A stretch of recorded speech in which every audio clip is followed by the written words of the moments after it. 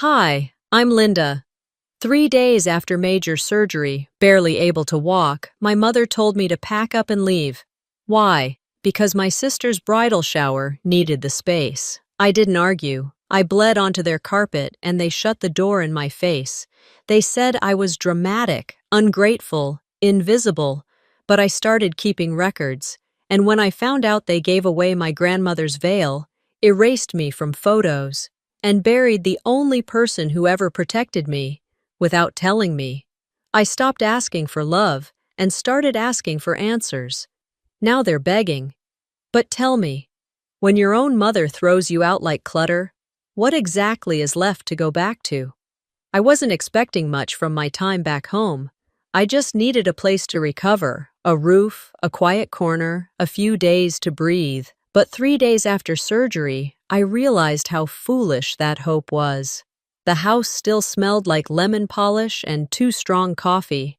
I'd grown up with that smell. Familiar, yes. Comforting. Not anymore. My mother's voice echoed down the hallway, sharp, clipped, directing someone about napkin colors and floral arrangements. I lay still for a moment, blinking against the morning light seeping through the blinds. My abdomen throbbed with every breath. The stitches tugged when I tried to shift, a cruel reminder that my body was still broken open inside. I wasn't supposed to move much, the doctor said. No lifting, no walking long distances, definitely no stress. But here I was, already stressed out by the scent of wedding prep and the muffled sound of my sister's laughter. Isolde's laughter always had that high, glassy tone, like someone who thought they were better than the room but wanted the room to love her anyway. The door creaked open without a knock. "Mom, I told you," I started. "It's me," she cut in. Verity, standing in the doorway in her favorite beige cashmere set, holding a clipboard and not meeting my eyes. "You need to pack your things." My stomach dropped so fast, I almost forgot the pain. "What?" She stepped inside like it was a routine announcement. "The event team needs to set up in here by tonight. We're transforming this room." "I just had surgery." Her eyes flicked to my midsection, then back to the clipboard. "I know. That's why I gave you 3 days. But Isolde's shower is in 4. We can't have your situation bringing down the mood." My brain scrambled for words, for logic, for decency. "I can't even walk straight yet." She let out a sigh like I was exhausting her.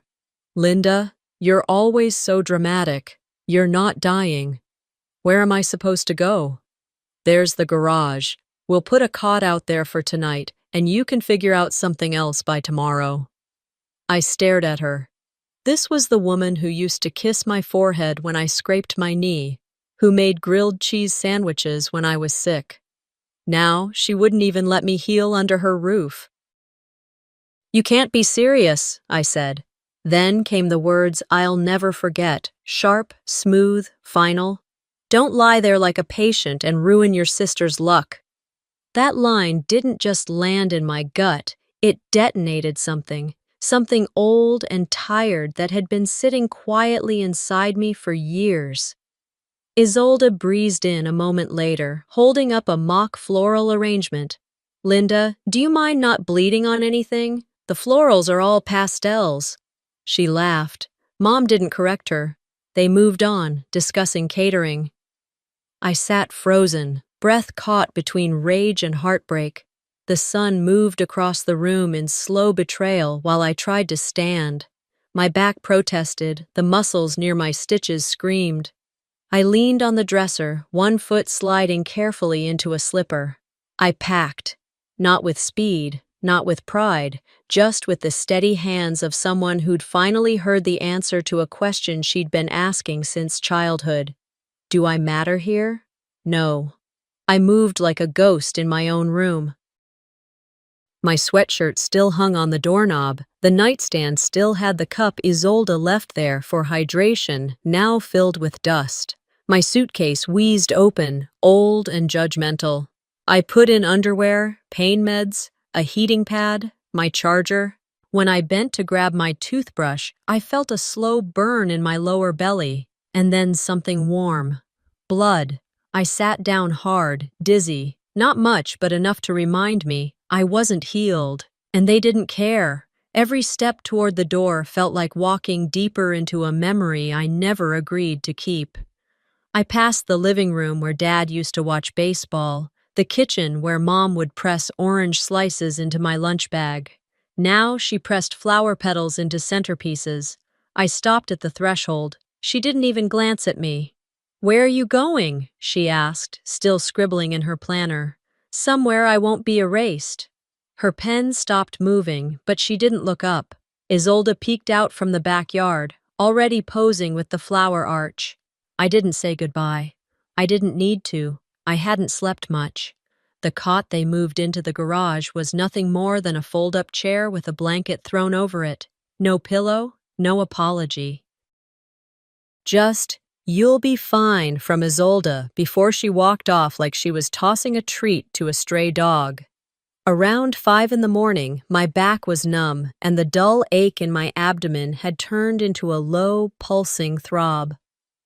I sat up slowly, letting my feet hit the cold concrete.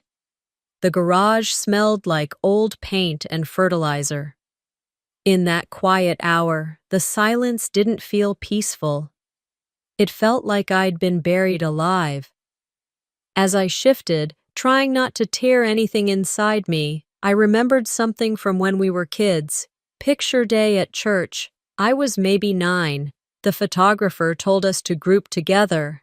I stood beside Isolde, but Mom said, "No, no, Linda, stand behind her. You don't want to block her light." That phrase, "block her light," was like gospel in our house. I never did again. By the time the sun pushed through the cracked garage window, I decided to make my way to the kitchen for something warm. I moved slow, careful not to make noise. The last thing I needed was Verity scolding me for traipsing around like a ghost again. As I passed the dining room, I saw it. A white linen-covered table set up like a display. On it lay the bridal shower photo album, still open from the night before. There were pens nearby, likely for guests to sign love notes, maybe quotes like, "Sisters are forever," or "Family first." I paused. I shouldn't have looked. I already knew better, but I did. Page after page, smiling faces, balloons, backyard candles, mock engagement shoots. Isolde in the center of every frame like she was born with a spotlight above her. And then came the family shots.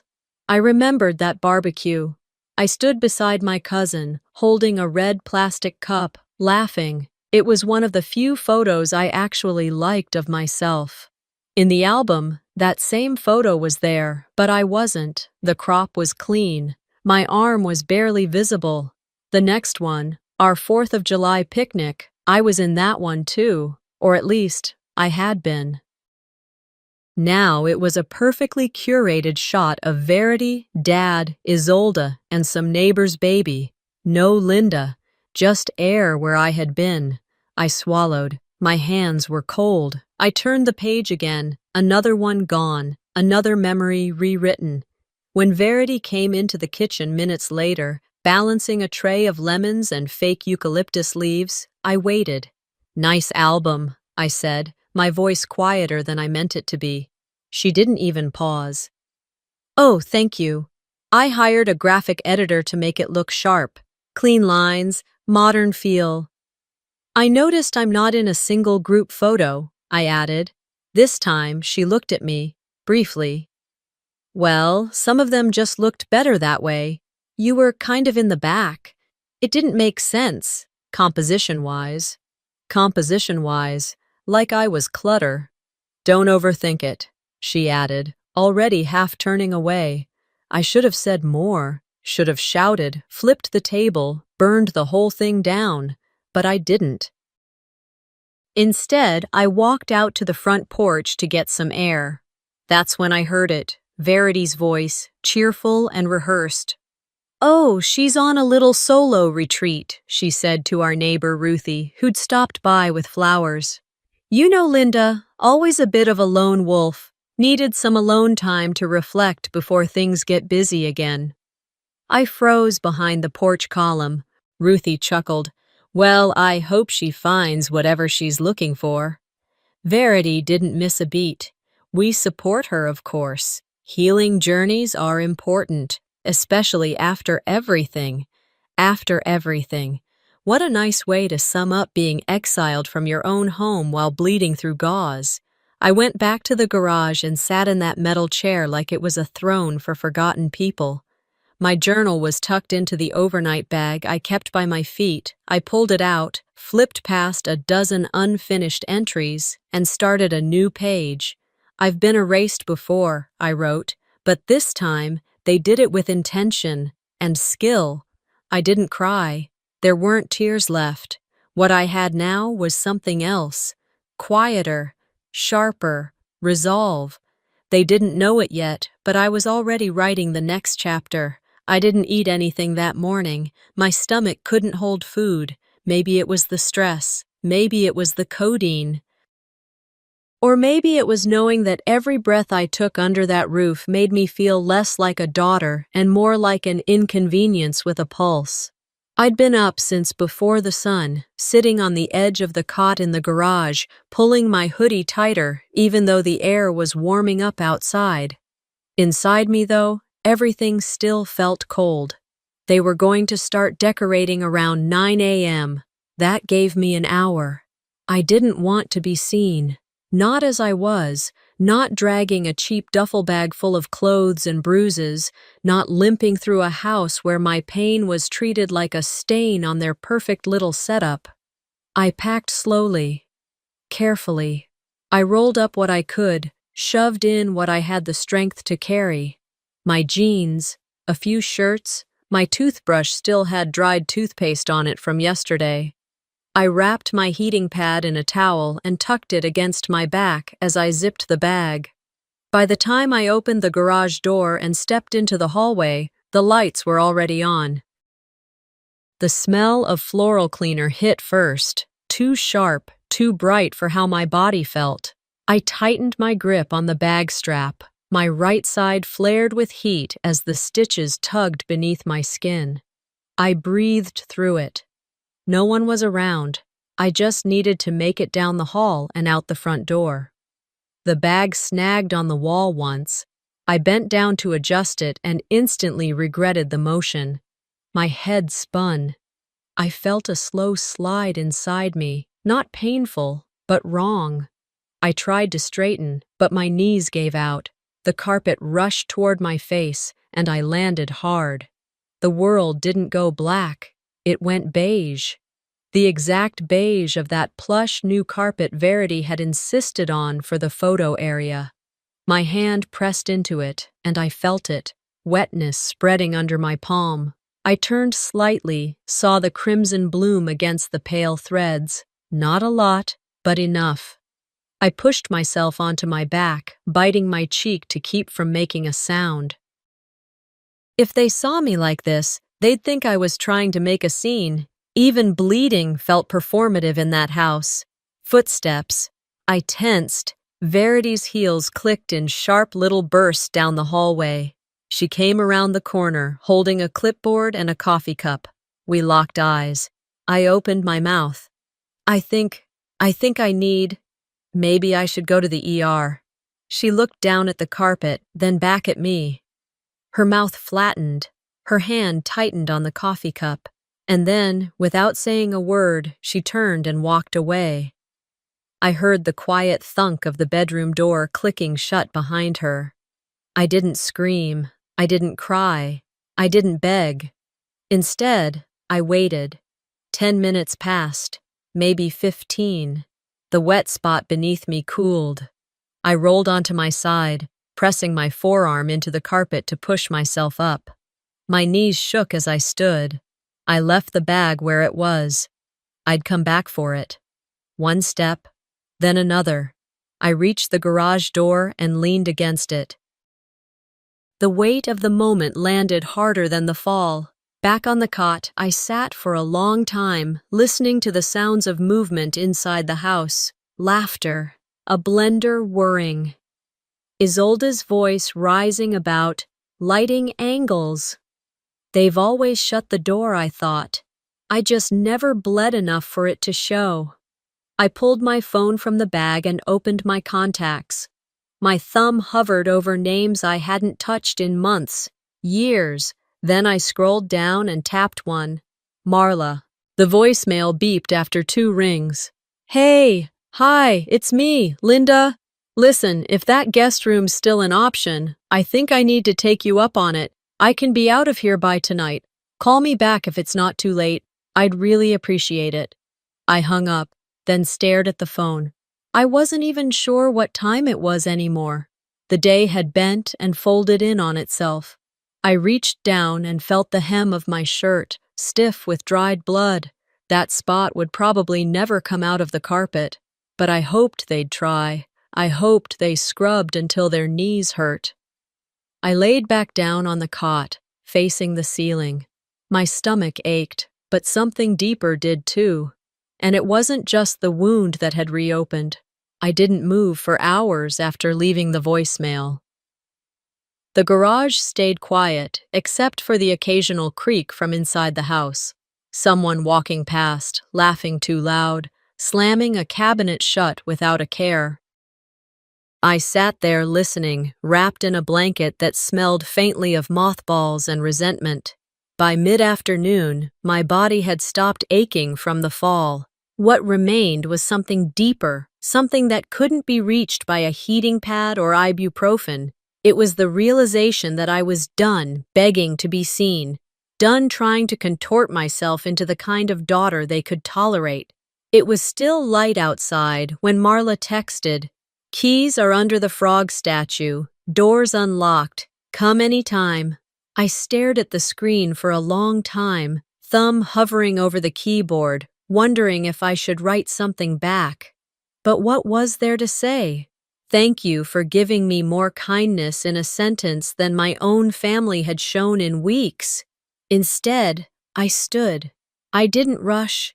I gave myself the dignity of moving slowly, of not letting them rush me one last time. Inside the house, everything looked polished and fake. I passed through the kitchen where the fridge still held a dry erase board that read, "Welcome home, Isolde," in sparkly marker. Next to it, a photo of her in a white dress at age 6, beaming. There were no photos of me. At the foot of the stairs sat the wrapped gift I'd sewn with my own hands. A quilt made from scraps of fabric, pieces of old dresses, curtains from the bedroom we used to share, even a square from Dad's old college sweatshirt. I'd started it when I thought this wedding would be something we'd share, something to remind her, remind them, that I had a place in this family too. I hesitated, then carried the quilt into the foyer and placed it on the entry table with a simple note. For Isolde, congratulations. I turned to leave and nearly collided with their voices. They were in the living room. The door was ajar. Seriously, what is this? Isolde's voice cut through the air, shrill. It looks like it belongs in a nursing home. Then Verity. Just toss it. We'll say we never got it. The words sliced through me clean. I didn't flinch. I didn't step back. I stood there, invisible as always, and absorbed it. I walked into the kitchen, tore a sheet from the notepad near the phone, and wrote my goodbye with a calm I hadn't known I had. To my family, I wish you joy tomorrow. I'll be somewhere quiet, healing. Please don't look for me, unless it's to remember I was here. I left the note under the ceramic fruit bowl. As I walked out the front door, the sky had already begun its shift into twilight. There was a softness to the light that made everything look gentler than it was. Marla's truck pulled into the driveway just as I stepped outside. She didn't say much, just nodded once and reached over to open the passenger door. I slid in, keeping my head low, not out of shame, I just didn't want to give anyone the satisfaction of seeing me leave like I was being chased out. The ride was quiet, the roads familiar. I watched the houses blur by, houses that had always felt like other people's stories, warm, messy, loud stories that didn't belong to me. Marla's place sat tucked behind a row of overgrown hedges. The guest house was modest, a single-story structure behind her main home, but it looked like sanctuary. Faded blue siding, wind chimes on the porch, and a little potted plant that had definitely seen better days. She parked, turned off the engine, and finally looked at me. "You get the soft pillows," she said. "That's non-negotiable." I laughed. The sound surprised us both. Inside, the air smelled like lavender and old books. The couch was worn in, the rug had a stain in the corner no one had bothered to scrub out, and I loved it all instantly. I dropped my bag by the door and just stood there. "You need anything?" Marla asked from the kitchen. "Just a moment." She nodded and left me alone. I sank into the couch. My body sighed into the cushions like it had finally been given permission to exist. For the first time in weeks, I let myself rest, not because someone gave me permission, but because I claimed it. And when I finally did look back toward the door, I realized something strange. I didn't miss the house. I missed the version of me who used to believe I ever belonged there. I woke up to the scent of coffee I hadn't brewed and a knock that didn't demand anything. Marla was already in the kitchen, humming along to a folk song on the radio, pouring tea into a chipped mug that read, "World's Okayest Boss." I sat up on the small couch with a stiffness that had nothing to do with the mattress. "Morning," she said, setting the tea on the end table beside me. "I forwarded some mail from your job. It came yesterday."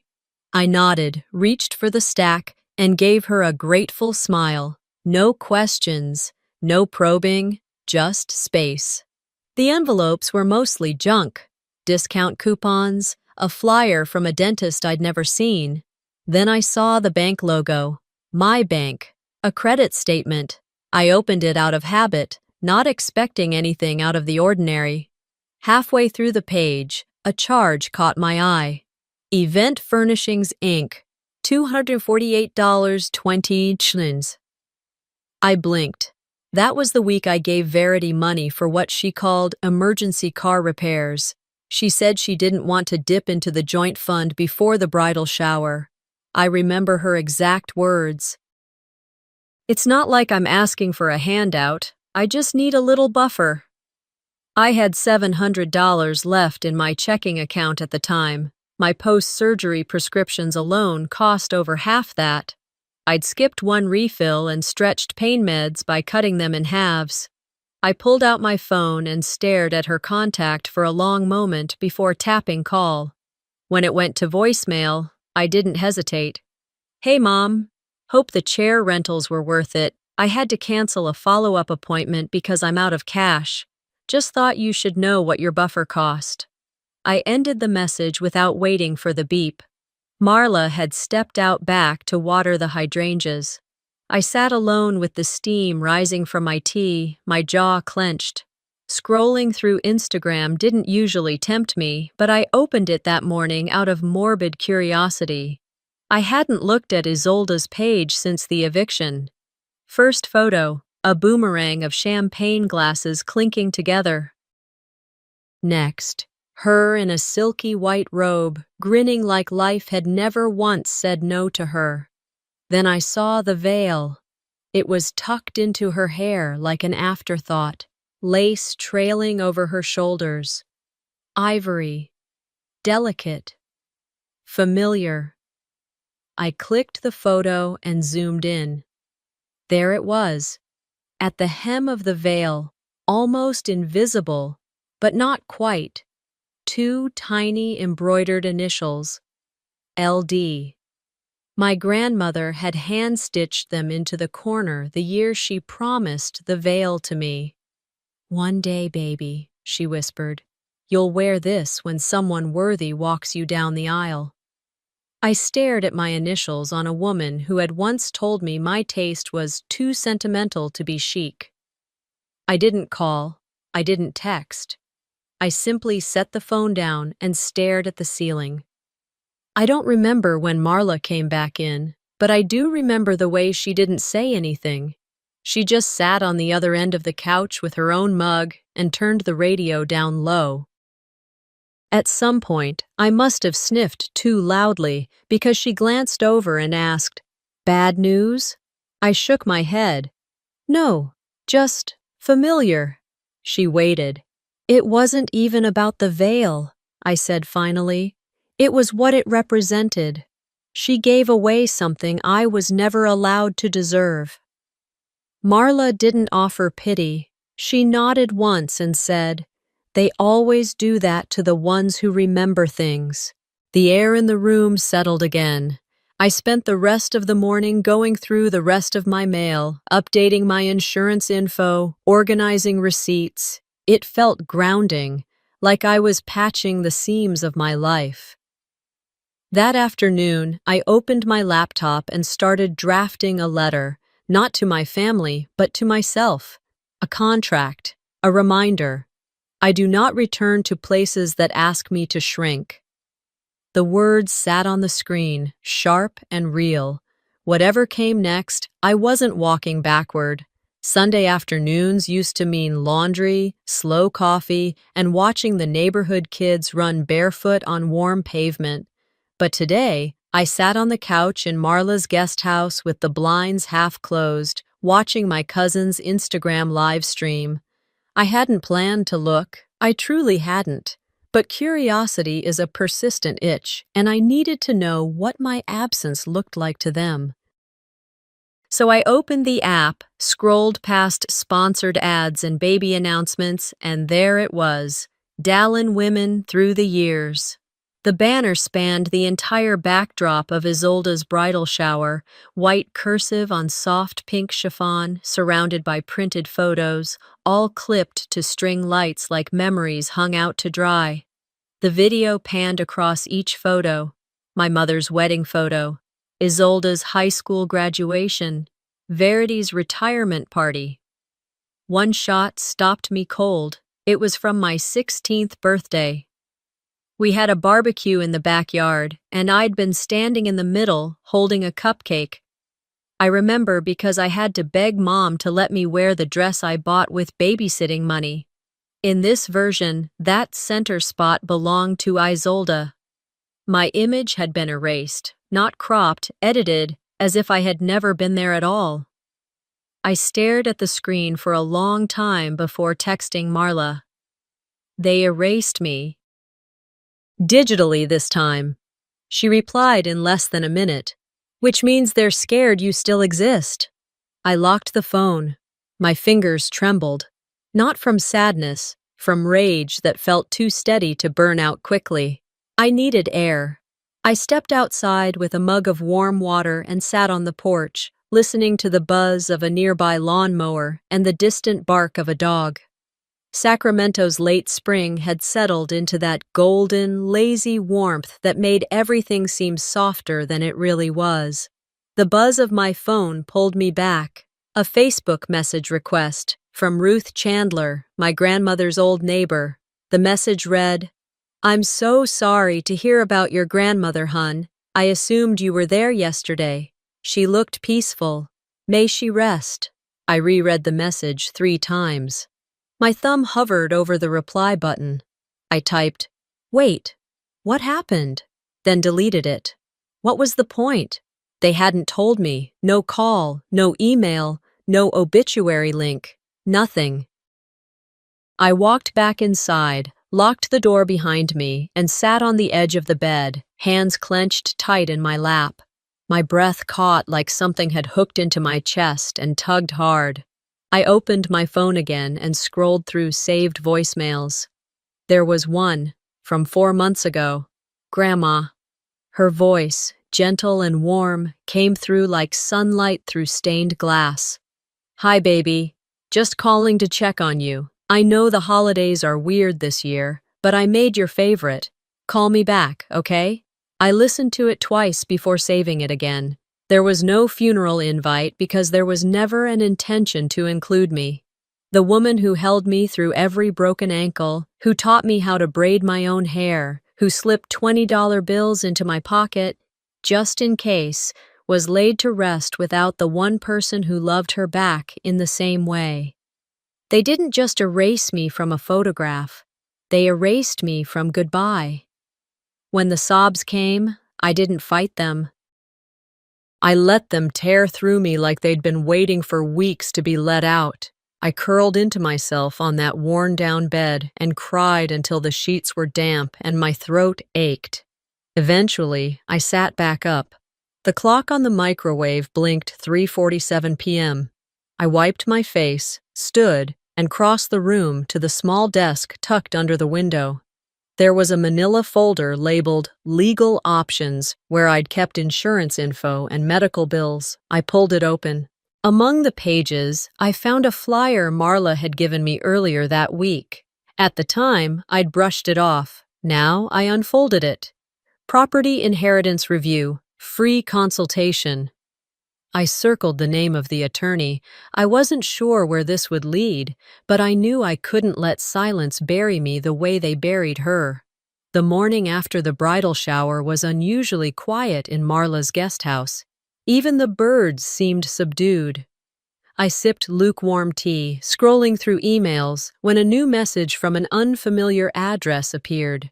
Request for clarification, timeline discrepancy. I blinked. Then I read the name below it. Heath Calder, Isolde's fiancé, or ex-fiancé as I'd soon find out. But before that bomb dropped, something else was brewing across town. Heath had run into Avery Cohen at a networking brunch that morning. They weren't close, just two people in the same orbit of mid-level professionals and community fundraisers. Avery was chatty, casual, recounting highlights from the bridal shower. Then, out of nowhere, she said, "I still can't believe what they did to Linda. Kicking her out right after surgery? That was brutal." Heath's fork paused midair. "Wait, what?" Avery blinked. "You didn't know?" "Oh, I thought you would have, since you're marrying into the family." Heath left early. No dessert, no small talk. By noon, he was calling Verity. She answered with her usual practiced warmth. "Heath, what a lovely surprise. I hope Isolde told you how thrilled we all are." "Why did no one tell me Linda had surgery?" There was a pause. "She didn't want to make a fuss," Verity said smoothly. "You know how dramatic she can be, always wanting to be the center of attention, even in recovery." "She got evicted 3 days after a medical procedure," he replied, voice clipped. "And you thought that was acceptable?" Verity's tone changed instantly.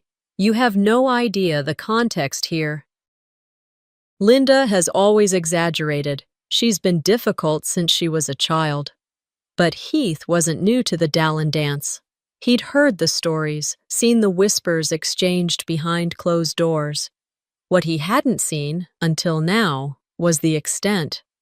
That evening, he called Marla. She didn't tell him much, only confirmed what he already suspected. "Linda's not a victim, Heath, but she was treated like one, and you know the difference."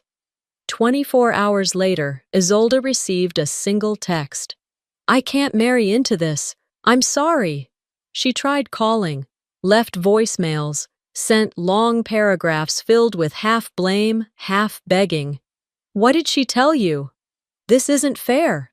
She's manipulating you." But Heath didn't respond. Back at the Dallin house, Verity was livid.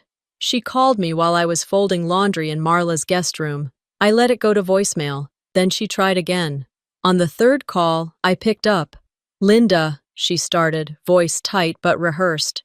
"This has gone too far. Whatever you told Heath, whatever twisted version of events you gave him, it's ruined everything." I didn't say anything. "You need to clear the air," she continued. "He's confused, hurt. This doesn't help anyone, least of all Isolde." I took a breath, calm, even. "I didn't tell him anything," I said. Avery did. Funny thing about the truth, it has a way of escaping, even when you lock the doors, she scoffed.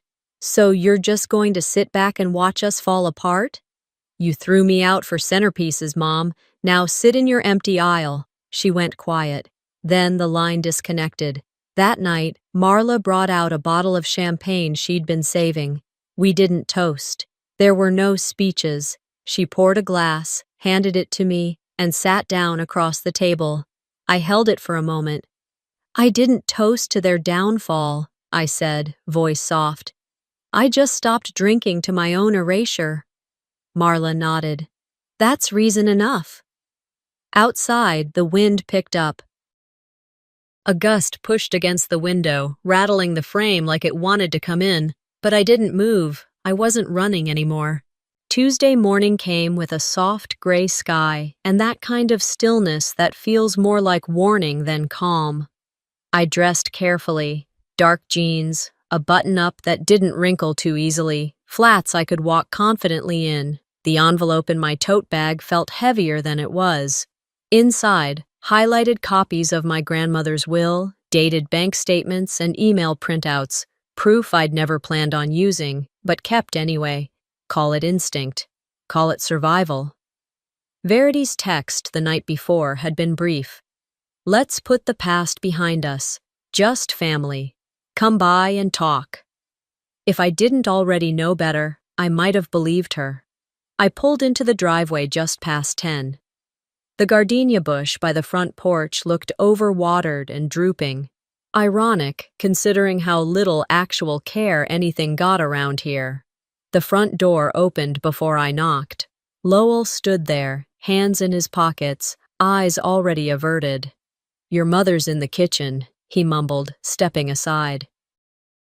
The house smelled of citrus cleaner and yesterday's floral arrangements. It tried to mask the tension clinging to every surface, but it wasn't fooling anyone. I followed the sound of clinking glasses to the dining room, where Verity sat at the head of the table, a pen and folder already in place. Isolde sat across from her, unusually silent, scrolling through her phone. Her perfectly straight posture felt forced. Linda, Verity said, standing with arms open like she might attempt a hug. I stayed still. You asked me to come. She gestured to the chair across from her. Let's sit. This won't take long. I slid into the seat, keeping my tote bag close. Verity smiled, practiced and professional. We're refinancing the house. Just a little shuffle, nothing major. The bank needs all named parties on the deed to sign off on the new terms. She pushed a stack of papers toward me. This is just a waiver, standard. Won't change your name on the paperwork, just clears the way for processing. I glanced at the document, then back at her. You want me to give up my share? It's not like you've contributed, Isolde muttered without looking up. Verity shot her a glance but didn't correct her. I reached into my tote, pulled out my folder, and laid it on the table. Quiet, controlled. Inside, proof that I had paid rent for nearly 7 years while living here. Bank transfers made directly to my mother's account. Emails where she promised to reimburse me for pregnancy-related expenses and never did. A printed copy of the will that left the house to all surviving grandchildren in equal share. Isolde stopped scrolling. Verity's smile twitched. Linda, there's no need to escalate this. We're family. No, I said, voice steady. You've made that word mean nothing. She leaned forward. What do you want? Money? An apology? I shook my head. I want you to know that you don't get to rewrite this part. You already erased me from photos. You will not erase me from this deed. I stood, pulled a yellow highlighter from the folder, and dragged it across the line on the will that mattered most. Then I slid the copy across the table. This is mine. You don't get to take it. Not this time. Verity slammed her palm on the table. You're tearing this family apart. I picked up my bag. No, I'm revealing what it already was. Lowell watched from the hallway, still silent. As I reached the front door, Isolde called after me, her voice shaking, not with guilt, but with fury. "You always ruin everything." I didn't turn around. I didn't need to. The wind outside smelled like dry earth and possibility. I walked to my car without looking back. My legs didn't shake. My gait didn't hesitate. I wasn't limping anymore. Inside the glove compartment, my phone buzzed with a new message from Marla. "You did it?" I replied with a single word. "Yes." Then I drove away, not to escape, but to keep building what they tried to burn. 2 weeks passed, and I didn't realize how quiet healing could sound until it became my daily soundtrack. No slammed doors, no clipped instructions, just the gentle rustle of leaves outside the window and the hum of my old fan turning slow circles above my bed. I woke that morning in my little apartment near 28th and P Street, bathed in the kind of light that felt like a second chance. The walls were still half bare, the rug a thrift store find, but none of that mattered. It was mine. I didn't have to apologize for how I kept it. No one would rearrange my belongings or decide what space I was allowed to occupy. After dressing and feeding the small plant I'd rescued from Marla's porch, some kind of succulent that refused to die, I took my usual walk to the Sunday farmers market. It had become my quiet ritual, 5 blocks, round trip, just enough to get fresh air and feel the city stretch its limbs beside me. Halfway there, near the corner bakery, I spotted a little girl spinning in circles on the sidewalk. Her floral dress flared as she twirled, giggling, while her mom clapped and cheered her on. I stopped, not out of nostalgia, just something deeper. The dress was nearly identical to the one I'd begged to wear when I was 9, the one my mother looked at and said, "That style doesn't suit your figure, Linda." Back then, I didn't know what she meant, but I understood enough to feel small, to feel ashamed. And yet, here was this child, loud, laughing, radiant, and no one told her to shrink. I smiled, not with bitterness. It was the kind of smile that comes when a wound finally turns to scar tissue, still visible, yes, but no longer painful to touch. When I got back to the apartment, my phone was blinking. One missed call, one voicemail. "Dad." I hesitated, thumb hovering over the play button longer than necessary. I wasn't sure what I expected. Probably nothing. But curiosity has a way of sneaking back in once the anger cools. His voice was softer than I remembered. "Hey, Linda, it's Dad. I was wrong. I didn't know how to stop her. I should have said something. I hope you're okay." That was it. No apology, no excuse, but also no denial. And in that space, between the lines, I heard something rare. A man who finally saw the role he played in my silence. I didn't call him back. Not yet. Maybe not ever. But I saved the voicemail. It felt like closure, even if it wasn't redemption. Later that afternoon, Marla stopped by with her usual offering, a paper bag of baked goods and a gallon of sweet tea that was definitely too sweet. She didn't knock, just came in, the way people do when they mean it. We sat on my second-hand couch, legs tucked beneath us, tea sweating on the table between us. The room was quiet, but not heavy, just the right kind of stillness. She glanced around, taking in my framed photos, me and a college friend at Yosemite, a candid shot of me and my grandma in her garden. "You're making a life here," she said. I nodded. I thought I needed a family. Turns out I just needed space to grow. She didn't answer, just reached over and squeezed my hand. As evening rolled in, Marla left with a leftover muffin in hand and a warning to drink water before bed. I locked the door behind her and wandered into the kitchen. The overhead light buzzed faintly, casting a warm glow over the modest countertop. I ran my fingers over the edge of the sink, then down to my side. The stitches were gone now, healed, but the scar remained, a faint silver line across my lower belly. It wasn't ugly, it wasn't shameful, it was just there, a quiet reminder of what had been taken and what I'd taken back. Some wounds stay visible, others don't, but both teach you how to protect the skin beneath. I turned off the light, the apartment humming gently behind me, and stepped into the night, knowing exactly what I left behind, and finally, what I was walking toward. Sometimes, the hardest battles are the ones fought in silence, where the deepest wounds aren't from strangers, but from the people who should have protected you. Linda didn't need revenge that shouted, she chose justice that echoed. So let me ask you, have you ever been pushed aside by your own family, only to realize you were never meant to belong? If this story hit close to home, tell us your thoughts in the comments. And don't forget to subscribe for more powerful, true-to-life stories like this one.